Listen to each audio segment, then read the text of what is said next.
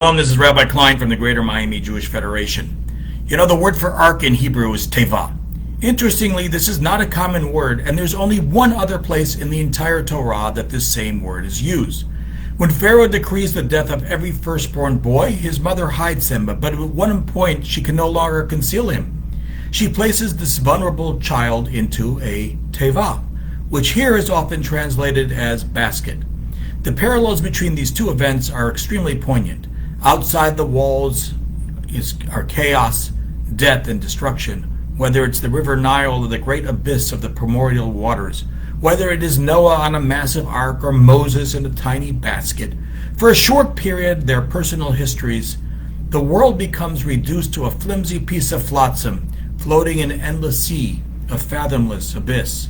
On a microcosm with Moses as an individual, or on a macrocosm with Noah and all of life itself, both were delivered from a time of utter destruction, a holocaust of sorts. Many have called out Noah for not doing more during the 100 years that he built the ark. Abraham, upon hearing of the destruction of Sodom, immediately argues to spare them, even if his mission is ultimately futile. However, should we judge Noah so harshly? Think about it. Noah began his life, according to the rabbis, by teaching the world agricultural development. He wanted to better the lot of people. Noah actually was very civic-minded. Yet, even with these great technological advances that he brought to the world as Noah knew it became more and more morally corrupt, filled with violence and murder. Perhaps Noah could no longer recognize the world he lived in. Perhaps Noah despaired finally that humanity could never redeem itself and tried to salvage what could be salvaged, including the innocent animals.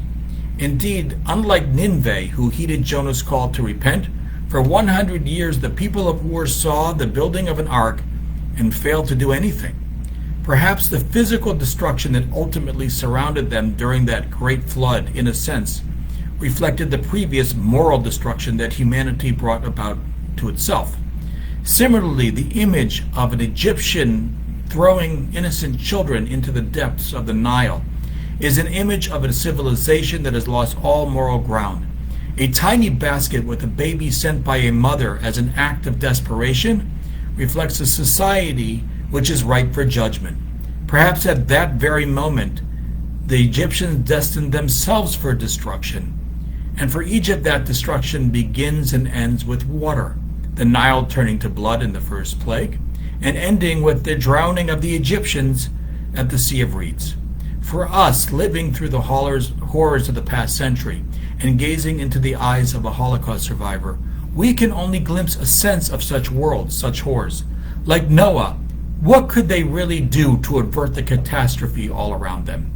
More globally, for those who have experienced dislocation and disruption, we must be more empathetic and understanding of their predicaments.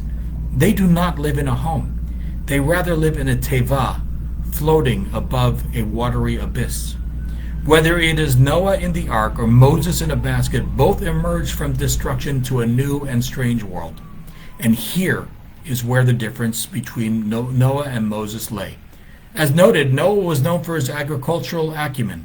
After sacrificing to God for his salvation, his life seems to go awry. He plants a vineyard, and in no short order becomes drunk and, quote, uncovers his nakedness with his grandson Canaan. Whatever that phrase means, it is not complimentary. Noah was traumatized.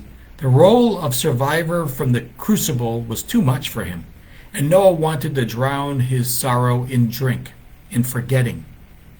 Moses, however, emerges from his teva with his own traumatic experiences, but in a very different way. Having been traumatized as such a young child, perhaps even unconsciously, he is raised in the house of Pharaoh, but, quote, goes out to see the pain of his brothers.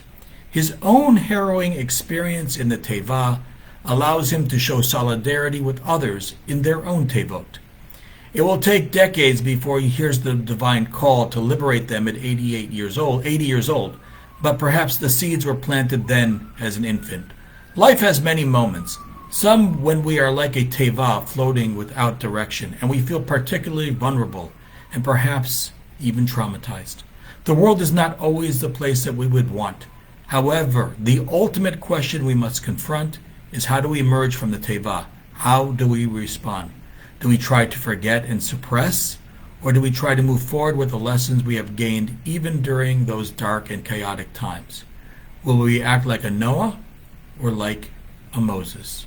Wishing everybody Shabbat Shalom.